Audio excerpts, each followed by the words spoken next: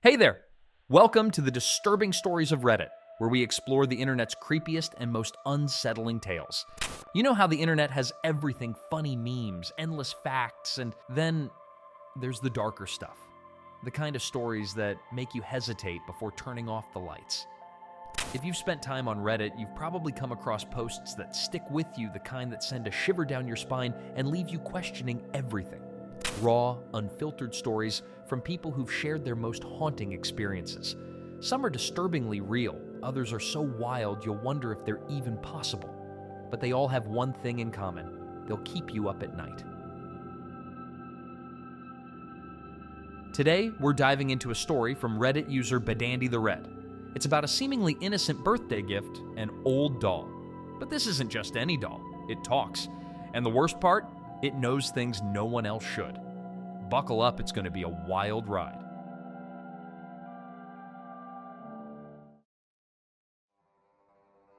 I don't know what to make of all this. It all seems impossible.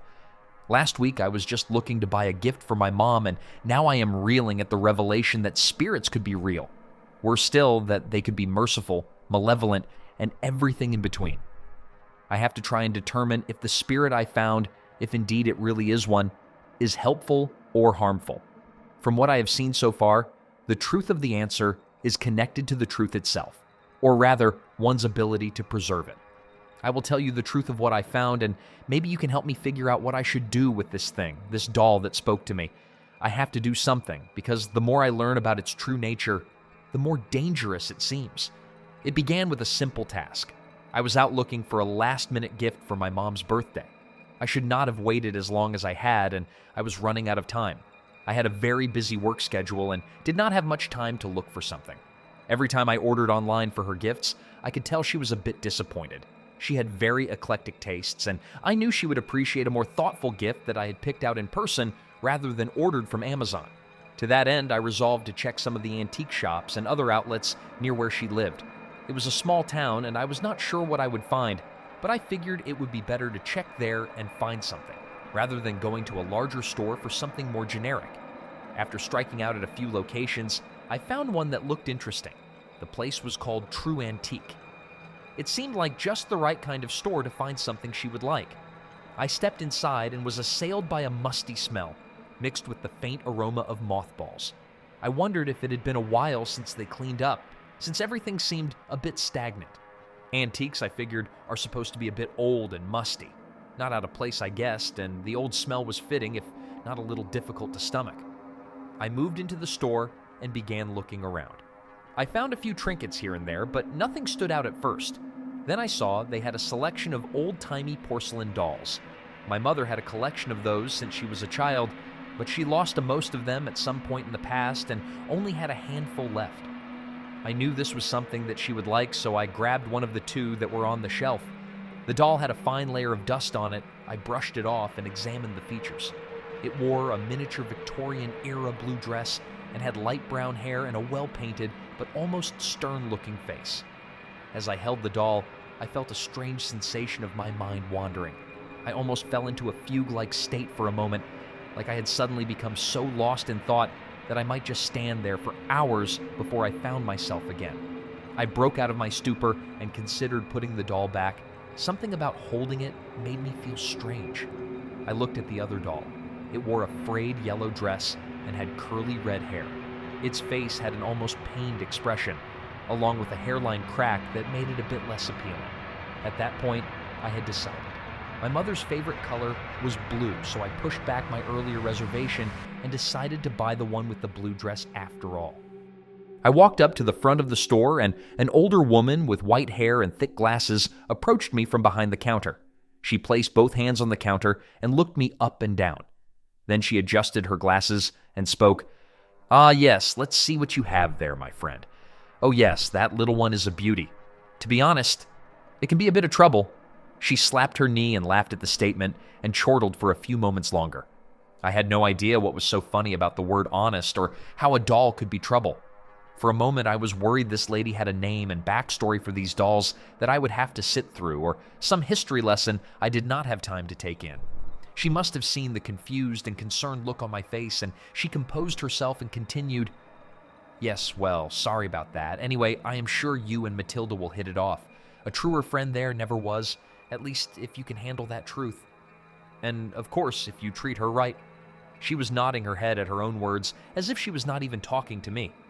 I was starting to get the impression the shopkeeper did not get many customers because she seemed a bit awkward with people.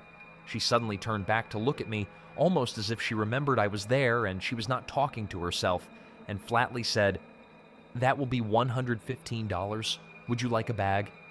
I balked at the price and was about to try and haggle when she read my intention and immediately spoke again. She is a very rare and very valuable antique. Though I will admit she did cause some trouble for the last people who bought her, so just for you, I will let her go for $80. That is my final offer, though. I have to make ends meet after all. She smiled again, though not at me, but at the doll on the counter. The whole encounter was feeling a bit creepy, but I figured I would take the offered discount and get out of there. I agreed to the bag, and the shopkeeper reverently wrapped the doll up and warned me to be careful.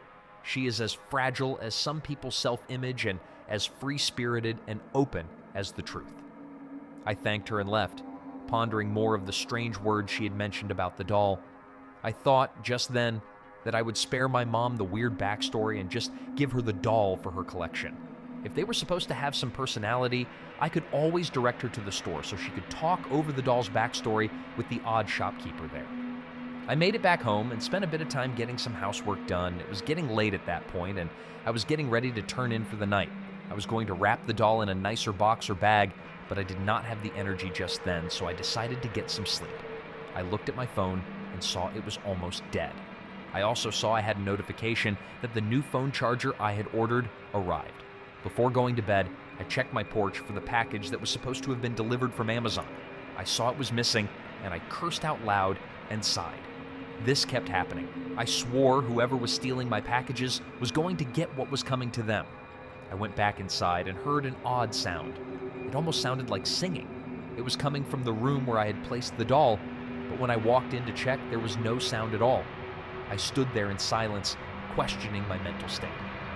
As I waited, I heard another sound, almost like someone whispering something. I could not quite make it out, but it sounded like someone trying to say something, just very faintly or very far away. I looked around, trying to see if I could find the source of the odd whispers. Then I realized the most likely scenario was the most obvious. It must be the doll. The doll must have had a voice box or something. I did not think porcelain dolls could speak, but it would not be impossible to hook one up with a voice box, so they could. I pulled the doll out of the bag and looked it over once again. I was not certain, but it almost seemed like its expression had softened, and it had the hint of a smile on its face, where before it had looked moody and slightly upset. I brushed off what was likely me just not remembering how its face really looked earlier and tried to inspect the thing for a string, button, or some device that could be linked to an audio box. I looked around for a few minutes with no luck. Then I tried something I did not suspect would work, but gave it a shot all the same. I said out loud, "Hello?" There was a long pause, just long enough for me to feel silly for trying to talk to the thing.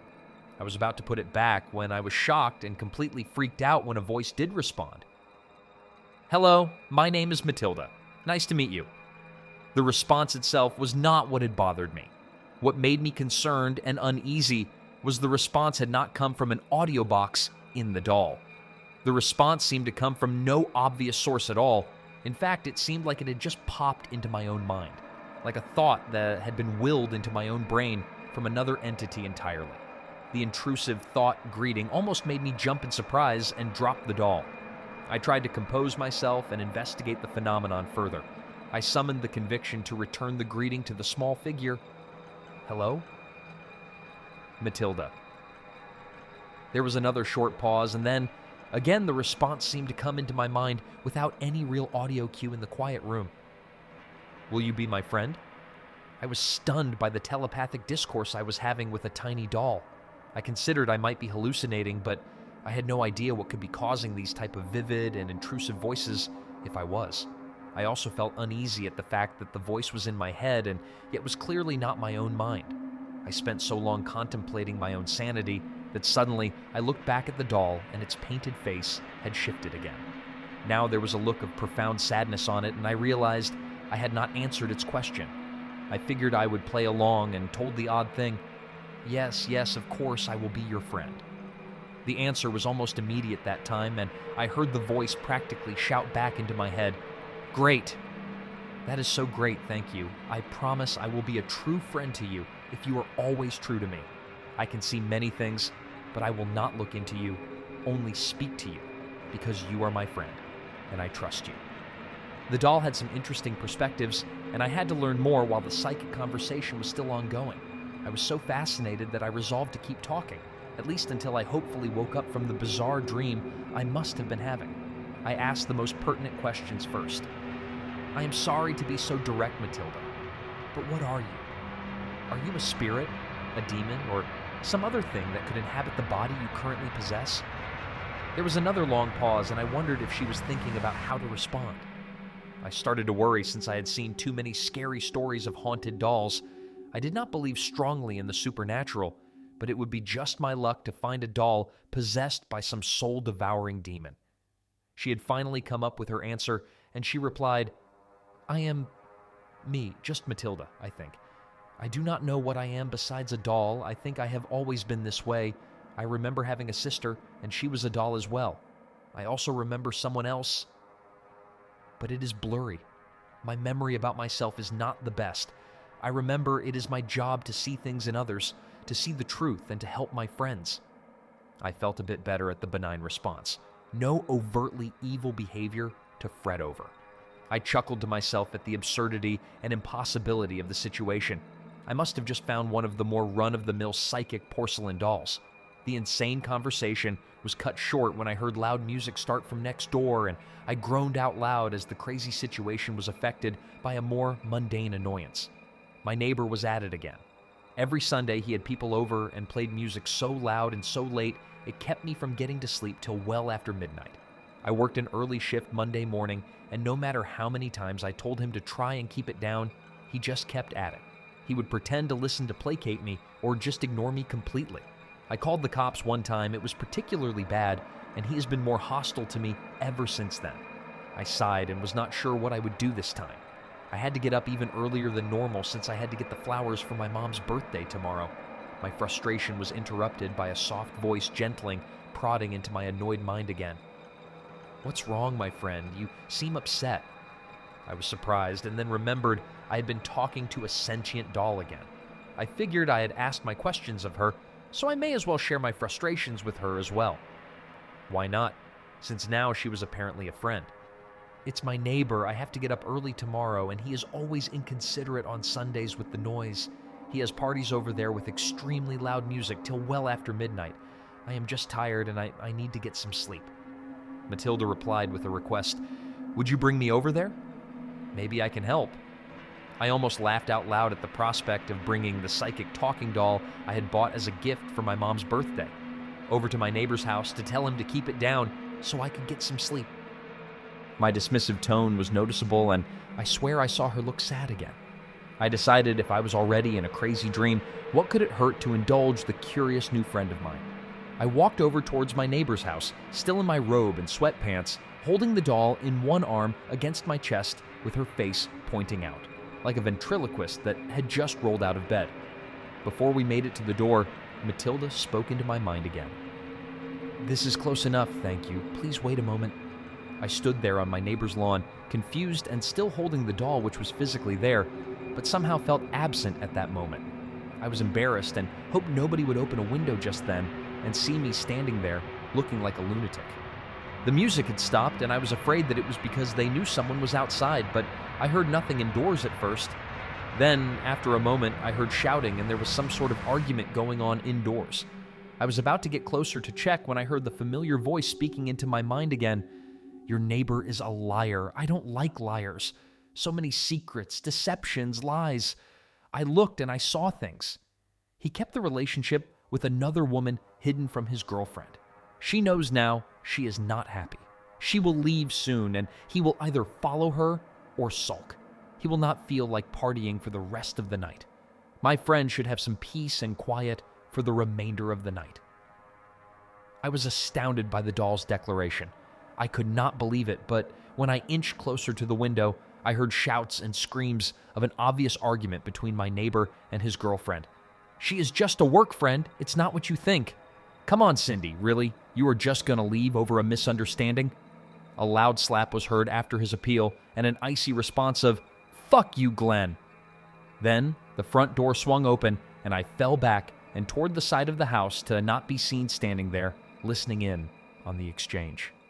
After a moment of sitting there in the grass by the window, I was unsure if I should stand up and leave or stay a moment longer. Then I heard more coming from inside. I heard objects breaking and yells of anger, followed promptly by sobbing as my neighbor Glenn went through the entire emotional range of getting dumped, though I admitted that it sounded like he deserved it. Then I considered my situation. I had to ask the immediate follow-up question to my companion and looked down at the doll I was still holding.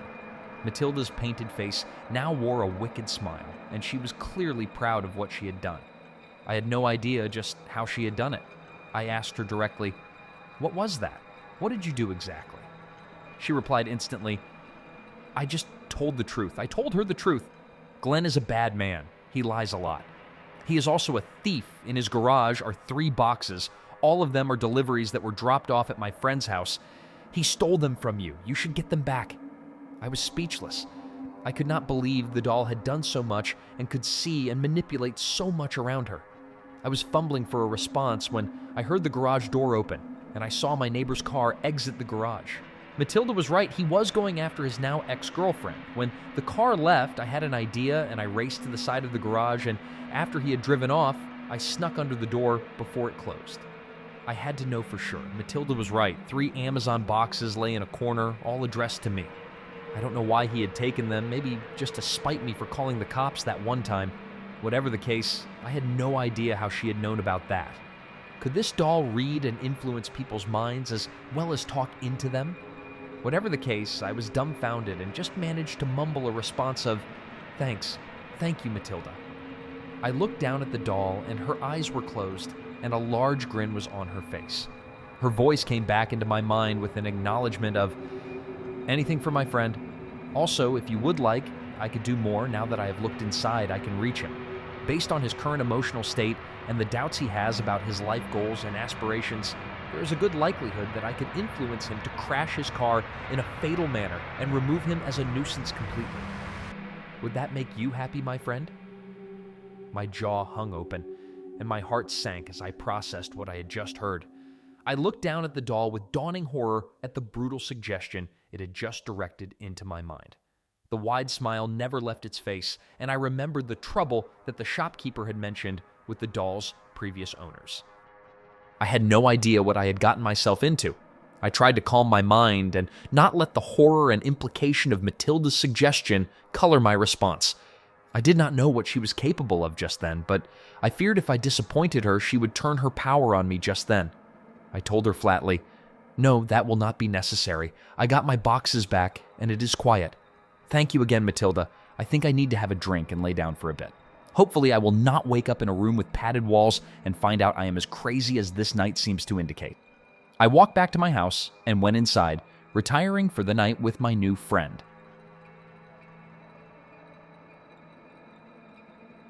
Wow, that was one unsettling tale. An innocent birthday gift turning into something straight out of a horror movie? It's the kind of story that makes you think twice about picking up secondhand items or even looking at dolls the same way again. If this story left you with chills, don't forget to hit that like button and share it with someone who loves a good scare.